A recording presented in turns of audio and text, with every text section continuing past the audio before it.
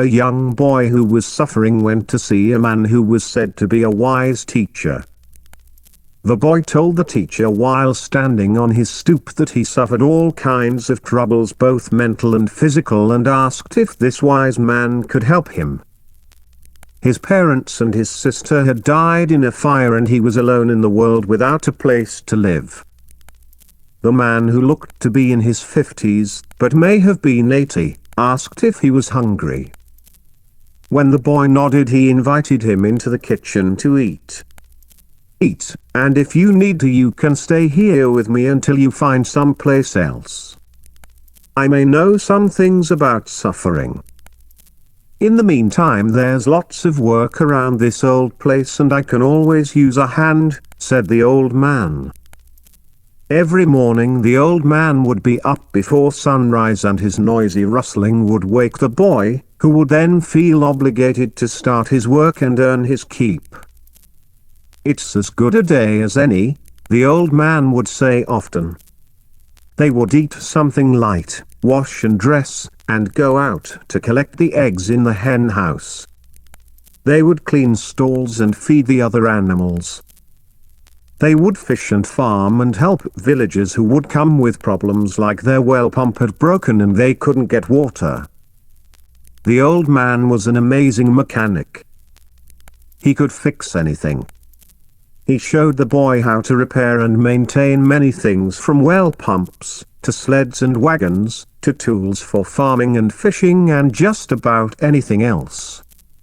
After many years like this, the old man started to send the boy out on his own to make repairs, deliver or pick up things, or help people. There was rarely a direct payment made, but people would visit the old man's house and leave gifts at the door, sometimes money, sometimes food, sometimes other useful things, as they could. The boy would walk the 4 miles down the jetty separating the old man's house from the city, cross a long narrow bridge into the bustling center, do his business, and walk back. People everywhere got to know him and would sometimes walk with him, or run him out a snack. Many mothers would wave him in to eat or talk for a minute. When he came home, he would help the old man finish chores and put everything right before bed. One day a woman gave the boy some small sweet cakes and several books wrapped in a towel and tied with a shoulder strap. The old man had taught the boy to read words and plans and schematics, but there were very few books laying around, much less time to read them. The books were about some very fantastic things. The spiritual life and the amazing rewards available to the true seekers of wisdom and light. How any man could master the skills of God's grace in this life or next and become one with the universe. That every man's path was designed with success in mind. One only had to follow this system or another to achieve their dreams and realize their greatness. When he got home, he gave the old man the cakes and asked about these books the woman had sent.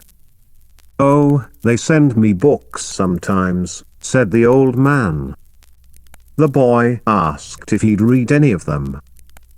"The books?" asked the old man. "Sure, I've read some of them. I like to read if I have time. I'd do a lot more things if I had more time." The boy brought the books to the kitchen table where the old man was sewing a patch on a pair of the boy's pants. "Take a look at these books," said the boy. "Have you read these books?" The old man put down the pants and put his glasses on. He looked for a moment and said, "I think I have read those, but it was a long time ago and I don't remember much about what they said. Maybe you could read them and remind me. But these books talk about gaining great powers and attaining your dreams through the spiritual life. How could you read books like these and not remember? Or if you don't, then their claims must not be true, right?" said the boy, who was starting to look more and more like a man each day. "I don't know," said the old man. "I told you I don't remember them." He picked the pants back up and looked carefully at his work. "What do you think?" he asked. "They are nice, thank you." "You're welcome," said the old man. "Someone left a whole basket of extra thread outside the gate last night, and I'm not sure what we could possibly use it all for. Maybe we'll find more uses for it." "Okay, old man, I'm going to sleep. I want to get an extra hour of daylight tomorrow. Maybe I'll start reading one of those books you forgot and see for myself." "You do that," said the old man. The boy didn't sleep well thinking about some of the promises in those books. He was kind of excited. What if all that stuff was true and he'd just been wasting his life here with the old man, and missing out on so many wonderful things? The boy was stirred, but he was also practical. Things needed to get done in the world and people had to do them. People could give you lots of things, charity, salary, but those things couldn't be permanent. A smart person thought ahead. He looked out there for possible hazards, and made small corrections he thought made sense, to avoid possible collisions. He'd watched the old man long enough to know things had to be planned out. The old man kept it all in his head, and the boy found himself doing the same thing. He'd gotten into the habit of thinking through his next day's work or offering as he drifted off to sleep. It helped things run smoothly. The next day he took one of the books with him, and as the sun came up along the jetty, he read a little bit while walking. His body walked the well-worn path, and he read a dozen pages of a fantastic story about a man who could make himself smell like flowers at will, and was even said to be able to levitate when his soul was vibrating at the right frequency. As he crossed the bridge, the sun was up, and he delivered some eggs and fish he'd been carrying in a bag slung around his back. These were regular stops, and he hardly noticed the customers, thinking about how a man could levitate off the ground. When he was little, he remembered stories about flying carpets the old man and others had told him, and wondered if that was related to levitating. It certainly sounded plausible. He wandered through some of the market stalls looking for bargains or things that could be useful.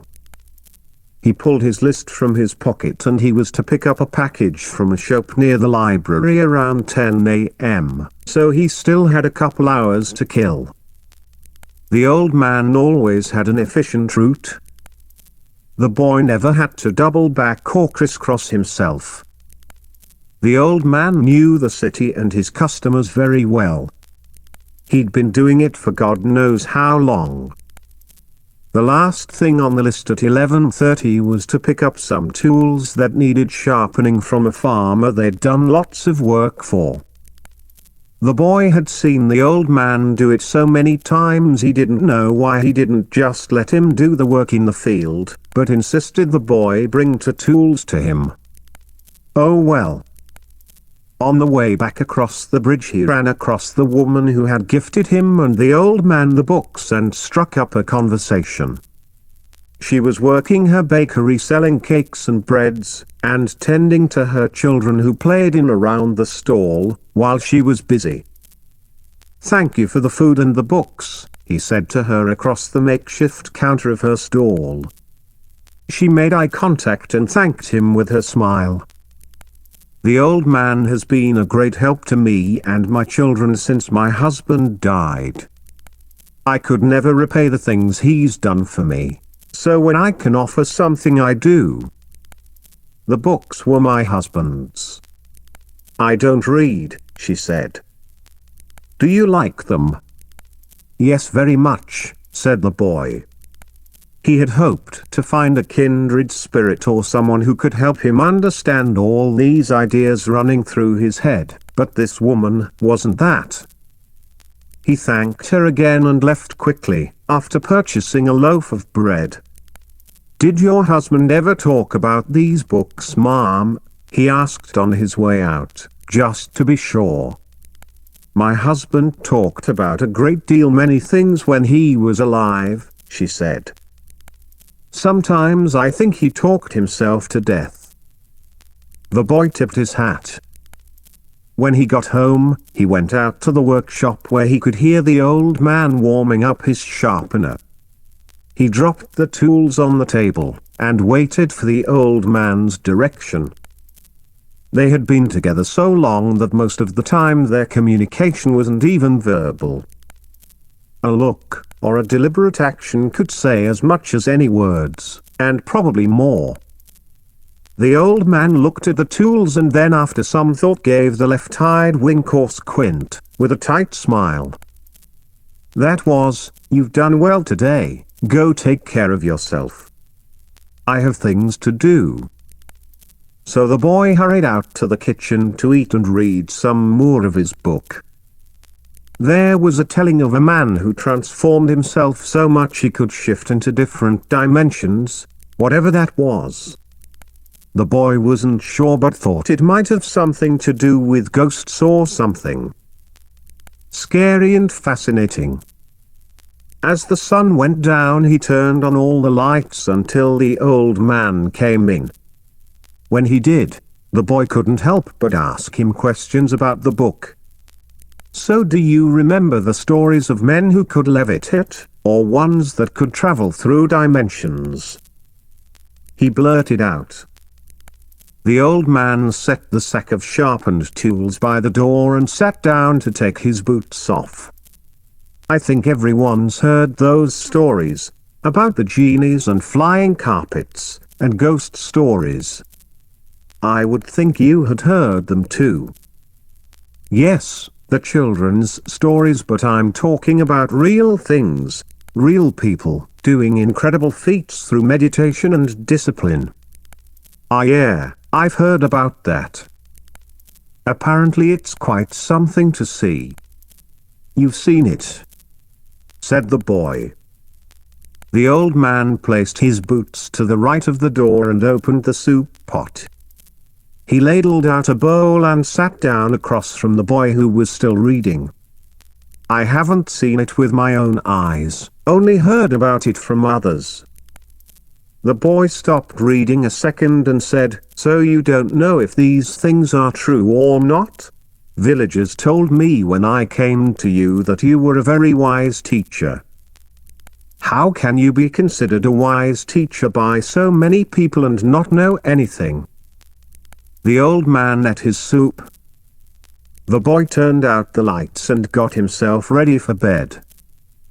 "You getting up early again tomorrow?" asked the old man from the darkness. "If you are, wake me before you leave. This body is getting tired and it's not wanting to get up without a little prompting these days." "I will," said the boy. "I will.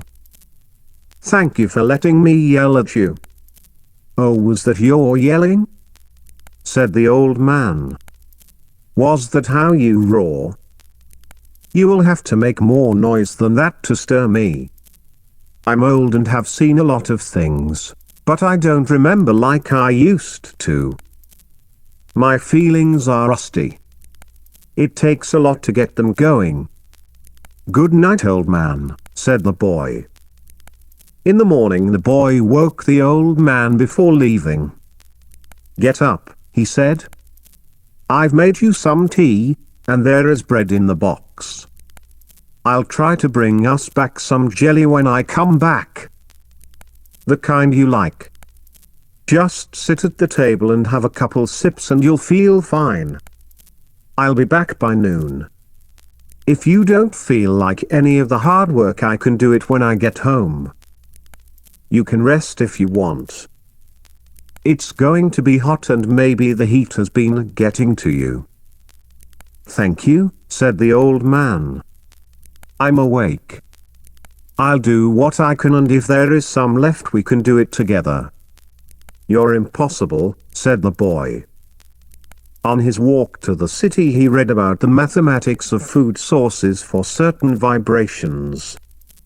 Some of them were apparently for humans, a rather narrow band of frequencies, while most of the frequencies were for animals or plants or other creatures. These apparently were some of the highest vibrating beings. He thought about the graphs and charts and tried to make sense of them. There were a whole bunch of things above the vibrations of Earth, like planets and galaxies and ancient gods from before the universe began. It must all make sense somehow. Why would people write books like these if they were just made up? Sometimes he'd ask the old man things about the books, but the guy didn't seem to be himself lately. He needed a little more looking after than in the past. Everybody got old. The old man was still strong and capable. He could do what needed to be done.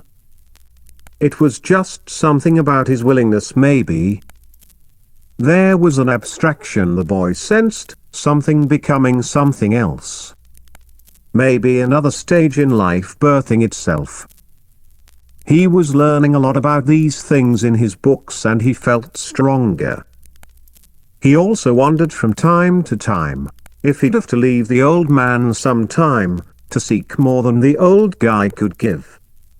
Maybe at one time he had been a great teacher, but he was a little less bright and shiny than that now. The boy would keep his eye out for a replacement for himself, so if the time should come, he'd be ready. He couldn't leave the old man defenseless, or unable to meet his own needs. He'd done a lot for people around here and he deserved the dignity of an easier life in the end. The third of the 3 books was about the levels of human spiritual development. On his walks into the city, and when he had breaks or a little extra time, he would study these levels. They went from the most basic of things to master in life while here on the earth and moved upwards in stages to ascension or complete union with the One. Thinking logically about these things, practically, the boy thought he had mastered the first 4 quite comfortably. He had a place in life, a home, family of sorts in the old man, and responsibilities he could manage. Many people would live their whole lives without some of these things. He saw right away how the 5th level was a leap. He wondered about it a lot. He thought about how someone could put so much effort into writing all these things if there was not some kernel of truth in them. It didn't seem logical. One day when it was hot he stopped under the shade of a stall as he was leaving the city. There were several people in the stall, and one of them, seeing him, bid him sit and relax a minute. The boy sat and took out his book. He loved rereading about the last circuit. It was something about being able to walk the DNA of your cells back through time to a timeless place. A transformation so complete that one becomes a star or a galaxy. It sounded like poetry. The boy pictured himself riding on clouds and flying through dimensions, through more and more amazing heavens. He would have the finest of everything wrapped in gold around him, and he would never want for anything again. A voice spoke to him and it mixed with his fantasy and it became an echo of something he remembered. "How much do you understand about that book?" it said. The boy looked up to find the face of a young woman about his age, maybe a little younger. She said, "If you want to know more, we have meetings where we talk about this book and others." She handed him a small card with an address on it, Wednesdays at 7 p.m., usually. "You should come." He watched her go back to her work like nothing had happened, but the boy felt something. A call to change, maybe. He was as light as air. He floated back home. When he got there, he asked the old man about the feeling and if it could be a calling for something he was supposed to do.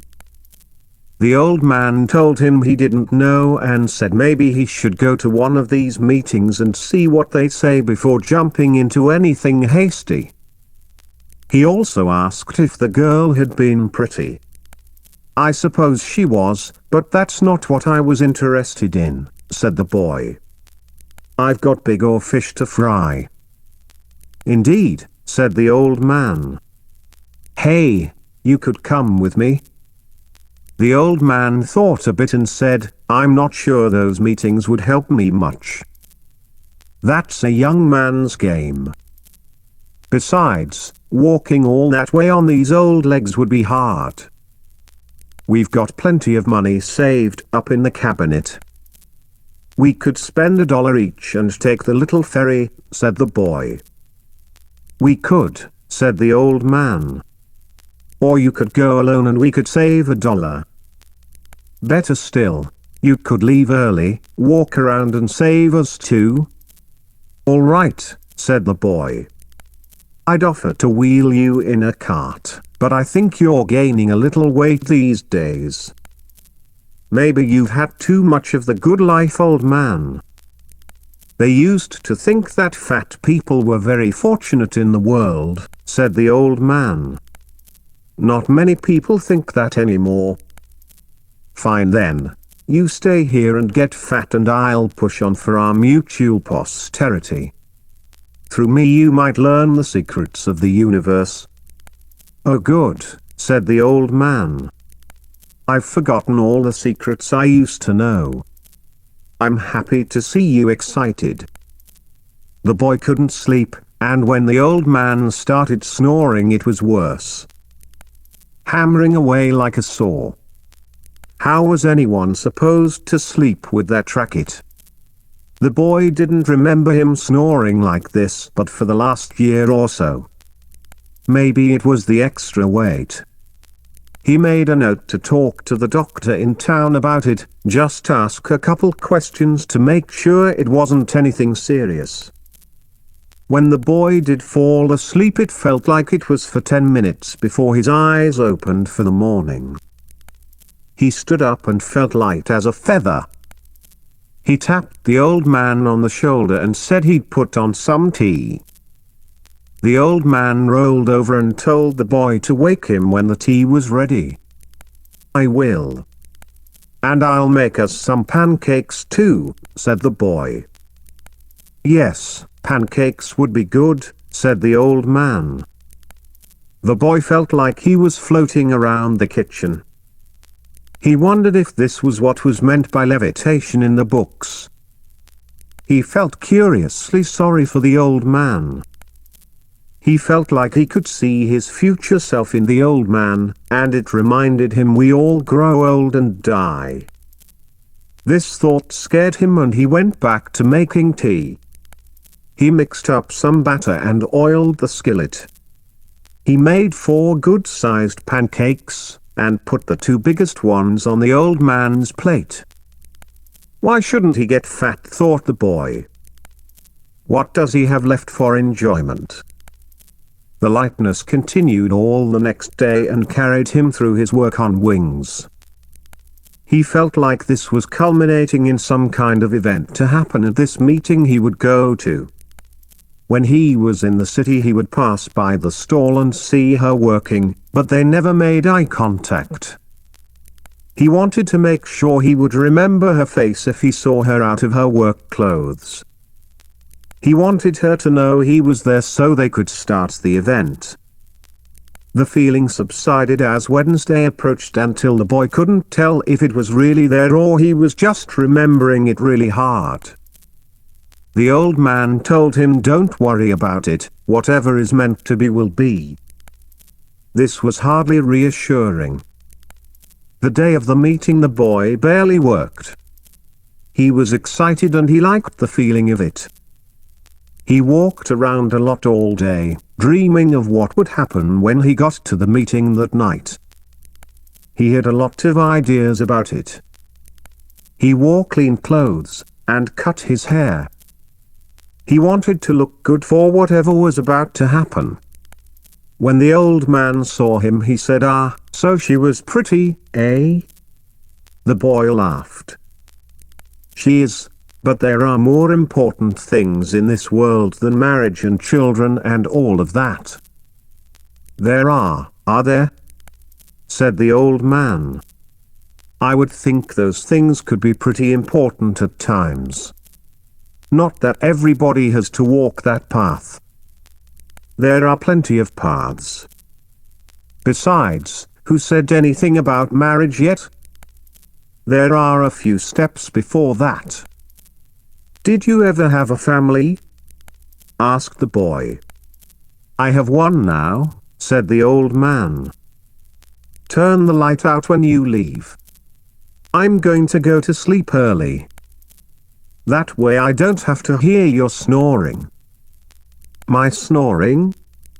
"Yes," said the boy. He left early and walked slowly so as not to get too sweaty. He wanted to feel more excited, but felt kind of normal.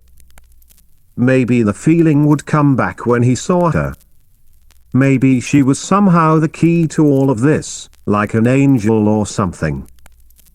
A guiding angel. His muse or something. He started to get a little more excited. It was good, but it was a heavy excitement. It made him want to walk faster. He tracked down side streets he knew until he saw the numbers he was looking for from across a small courtyard. There were a few people sitting in the grass around a street lamp talking quietly. They looked up and the boy wondered if he was supposed to say something to them. He didn't know what to do. Ordinarily he was friendly and clear, but now he felt out of place. Of course he felt out of place. This night was important. Who could feel normal? The girl wasn't among them, so he waited and watched. When he'd seen a few people go into the house, which was 2 stories, lit at the bottom and dark on top, he walked calmly across the courtyard, smiled at the people on the grass and stopped in front of the door. He knocked softly as he'd seen others do and went in. A round face, a boy his age said, "Excuse me sir, what's the password?" "Password?" the boy asked. "I wasn't." "Well, you can't get in without a password," the young man said. "It's the law." "The law, man. Don't you know the law?" "I'm afraid the boy began stammering. The seriousness on the young man's face faded slowly into a giant smile. "I'm sorry man, I was just pulling your leg." "You must be new here too." "I always goof off when I'm nervous." "So this is your first time here?" asked the boy. "Second. Last week was my first." "Is there a meeting room?" asked the boy. "Not really," said the young man. "There are several rooms here and people come in and out." "Who conducts the meetings then?" The young man smiled again and said, "Nobody." "Come on, I'll show you. The only rule I know of is we don't really use names here." "It's not that you can't tell someone your name, it's more like we want to minimize its importance." The young man took him to various rooms where mostly young people were gathered and talking or smoking in small groups together. Some of them talked about music and politics, and some about other things. The girl wasn't in any of the rooms or out back on the patio. She wasn't there at all. The boy wandered around and listened to others talk. There were some interesting conversations, but nothing like he thought he was looking for. After a couple hours he stepped back out onto the front porch, and scanned the courtyard for the girl. When he didn't see her, he started home. He was disappointed and a little confused. As he walked, he looked back at events and thought through how he'd gotten where he found himself now. He was calm. He felt foolish. He wanted something good to come from the whole experience. Few people were on the street after dark in the city. A few shopkeepers on their ways home, a delivery person or two, and the stray person out about something. There was an outdoor cafe at the end of a small street at the intersection to the main road out. He saw someone sitting outside from a distance, and the lights inside were still on. As he got closer he saw it was a woman, and as he got closer he saw it was the girl he'd been looking for. She was by herself. He looked inside to make sure she was alone, seeing only an old woman seated at the counter. "Hello," he said. "I went to the meeting you told me about. Thanks for inviting me." "Did you like it?" she asked. The boy could see she wasn't happy. "It wasn't what I expected," he said. "Sometimes things are like that," said the girl. The boy looked around and the three of them were mostly alone.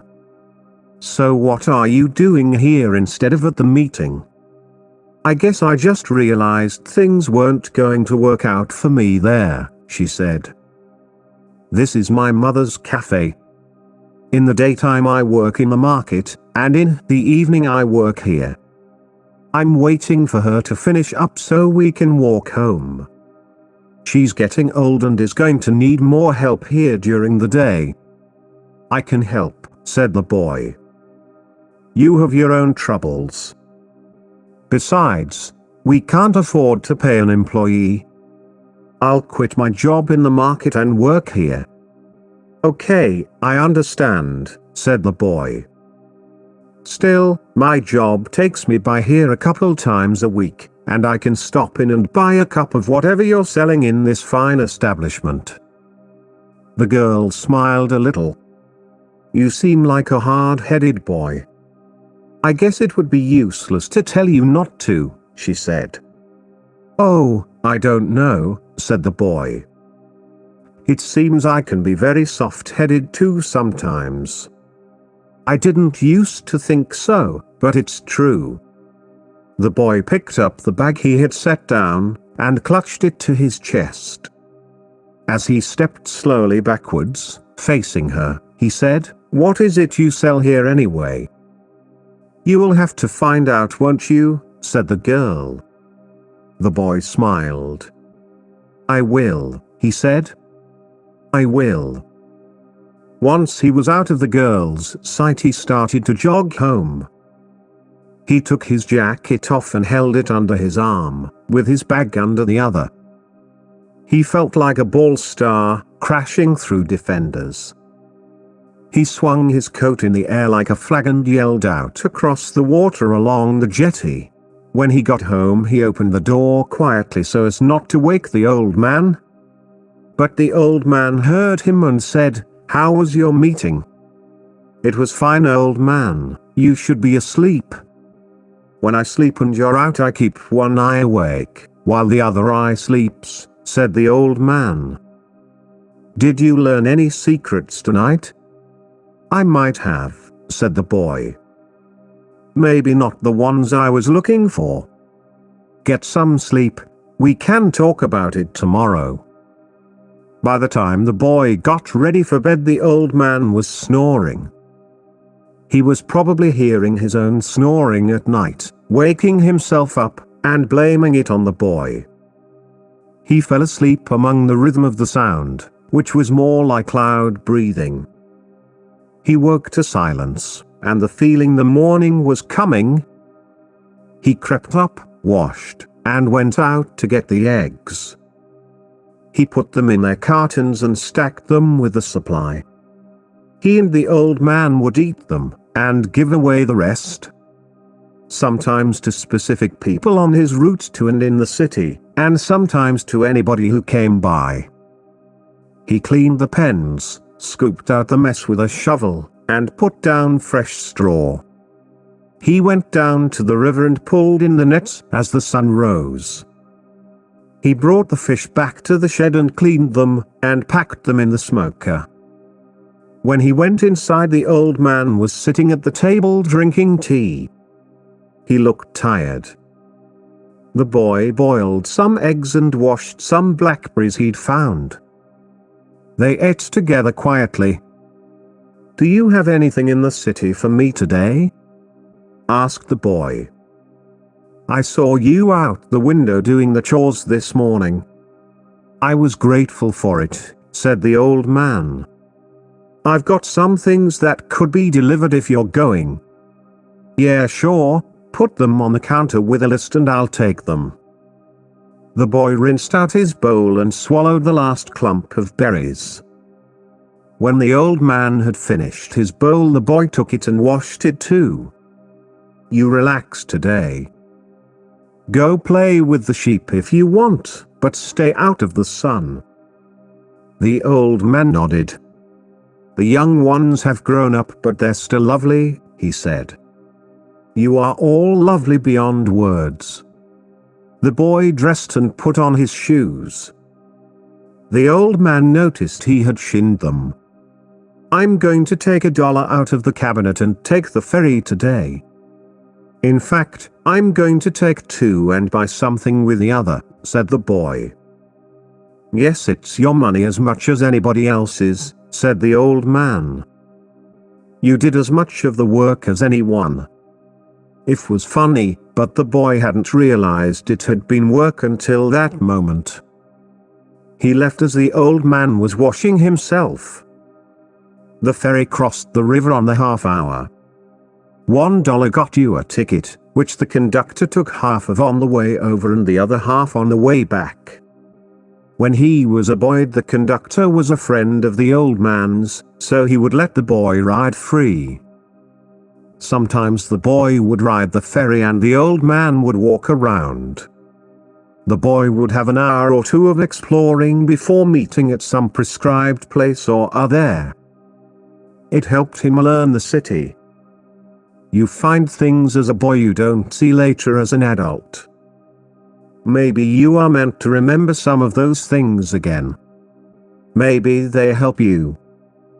Today he paid happily, and when he did, he went straight to the conductor immediately, and had him tear it, instead of making the man come to him, which was the custom. A woman in a bright shawl watched him as he sat in his seat. She seemed to disapprove of his exuberance, and he felt self-conscious for it. Maybe let the conductor come to him next time. He got off the ferry with the rest of the passengers, and they fanned out into the city, which was bustling like it always was during the morning. This morning felt different. He wasn't wandering or exploring the city today. He was the city. Not the lights, or the sun, or the little gardens, or the people yelling and talking, or the vehicles, or the music, or the laughter, or the hatred, but all of it at once. He checked his list but already remembered the stops. He made the deliveries and watched the customers as if for the first time. He saw so many things he had never seen before. After the last stop, he made his way to the little shop the girl and her mother ran. There were a few customers outside, eating from little cups, and a few inside ordering or deciding at the counter. The girl was taking orders and the boy got in line. He wasn't sure what he was ordering, or what they were eating. When it was his turn, he said, "What's good and how many of them can I get for $1?" The girl smiled and said, "We don't usually serve your kind in here. For you, I'd recommend the honey cup. It's our most popular item, but almost nobody can say why for sure. $1 will get you 4 of them, or you can pay much more and get all of them forever, or as long as I'm still alive to make them." "You are a bold woman," said the boy. "The boldest," she said. "I'll have them all," he said. I won't take them all with me today though, if that's alright with you. I have some things to put in order first. But I'll come back for them a little at a time until I have them all. Deal, she said. You are number one. I'll call your name when your order is up. The boy handed her $1 and she took it and put it in the register. He stood to the side and when she called his number he took his order, smiled at her mother who was watching from the kitchen, and said he'd be back tomorrow for some more if she would permit it. Her mother turned away abruptly as if to say she didn't care what some foolish boy did or didn't do. This dance played out over the next months and years, and decades. It was not easy. There were tremendous joys and sorrows, terrific gains, and horrible losses, until one day the one who used to be the boy found himself the old man, and a young boy who was suffering went to see a man who was said to be a wise teacher. The boy told the teacher while standing on his stoop, that he suffered all kinds of troubles both mental and physical, and asked if this wise man could help him. His parents and his sister had died in a fire, and he was alone in the world without a place to live. The old woman heard and called from the kitchen. If he's hungry, bring him in here to eat, she said. Boys shouldn't be out wandering alone.